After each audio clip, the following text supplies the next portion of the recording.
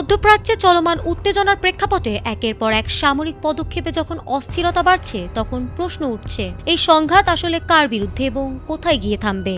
এমন পরিস্থিতিতে আরব দেশগুলোর উদ্দেশ্যে গুরুত্বপূর্ণ বার্তা দিয়েছে ইরান। ইরানের পররাষ্ট্রমন্ত্রী আব্বাস আরাকচি স্পষ্ট করে জানিয়েছেন, তাদের যুদ্ধ আরব দেশগুলোর বিরুদ্ধে নয়, বরং এটি কেবল যুক্তরাষ্ট্রের সঙ্গে চলমান সংঘাতের অংশ। তিনি বলেছেন, ইরান প্রতিবেশী কোনো আরব রাষ্ট্রকে লক্ষ্য করে হামলা চালাচ্ছে না। যেসব স্থানে আঘাত আনা হচ্ছে সেগুলো মূলত মার্কিন সামরিক ঘাঁটি। তার ভাষায়, এই লড়াই আঞ্চলিক দেশগুলোর বিরুদ্ধে নয়, বরং যুক্তরাষ্ট্রের উপস্থিতি ও সামরিক তৎপরতার বিরুদ্ধেই তাদের অবস্থান।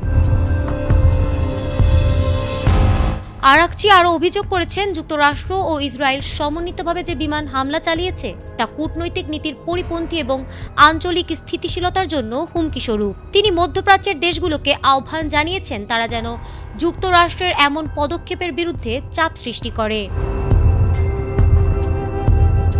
সাম্প্রতিক উত্তেজনার পর আরব দেশগুলোর মধ্যে উদ্বেগ তৈরি হয়েছে, ইরানের হামলা তাদের ভূখণ্ডে বিস্তৃত হতে পারে কিনা। তবে ইরান সরকার আশ্বাস দিয়েছে, তাদের সামরিক প্রতিক্রিয়া নির্দিষ্ট লক্ষ্য কেন্দ্রিক এবং প্রতিবেশীদের বিরুদ্ধে নয়। সামগ্রিক পরিস্থিতি ইঙ্গিত দিচ্ছে, মধ্যপ্রাচ্যে নতুন করে কূটনৈতিক টানাপোড়েনের সূচনা হয়েছে।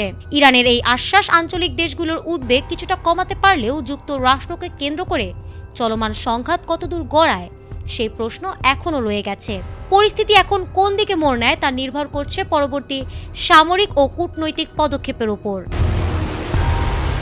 ফারহানা হক, এটিএন বাংলা।